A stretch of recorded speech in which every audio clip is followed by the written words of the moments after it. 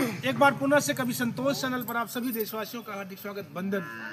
आज मैं फिर से जनपद अंबेडकर नगर के अकबरपुर क्षेत्र में खड़ा और यहीं से यूट्यूब जगत की बहुचर्चित कलाकार हैं। आप लगातार आप लोगों ने इन्हें कुछ अकबरपुर की ऑफिसों से गीत गाते हुए सुना होगा।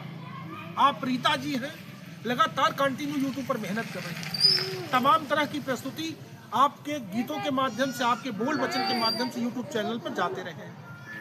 आप बता कितनी मेहनत के बाद क्या मिला यूट्यूब से? क्यों कुछ इतना रियाज कर रही है यूट्यूब पर? इसकी वजह क्या हो सकती है? यूट्यूब पर काम करना चाहिए कि नहीं करना चाहिए? ऐसे ढेर सारे सवालों के साथ इस इंटरव्यू की शुरुआत करते हैं। आइए बातचीत करके इनके विचारों से आपको जोड़ देते हैं। क्या नाम है आपका? रीता।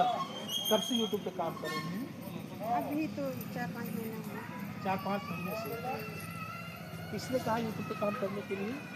बस पहले बना रहे थे, पुराना चैनल था तो पुराना चैनल बहुत धीरे चल रहा था। अभी पता रन्नो भाभी कहीं दीदी बनाया करो, हम कहीं बनाए तो कहीं हाँ बनाओ, हम साथ देंगे। तो ठीक है, तब से बनाने लगे। नया चैनल बनाए रीता यादव लोग 22 नाम से। कितना दिन में चैनल बनाए?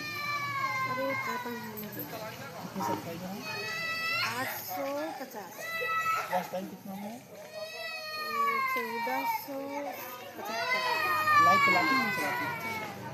कितने